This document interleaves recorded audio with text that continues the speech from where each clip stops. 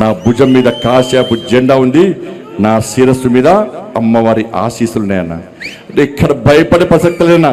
రే ఆంజనేయ స్వామికి నిప్పు పెడితే అదే నిప్పుపై లంకను మొత్తం ఎట్లా దానం చేసిందో ఇలా బండి సంజయ్ని గెలికిరి వాళ్ళ మీరు పెట్టిన నిప్పు ఒక ఆంజనేయ స్వామిలాగా ఈ దళారుల వ్యవస్థను, ఈ అక్రమార్గ వ్యవస్థను, ఈ కుటుంబ వ్యవస్థను, ఈ అవినీతి వ్యవస్థను పక్కా దగ్ధం చేస్తా, దహనం చేస్తా.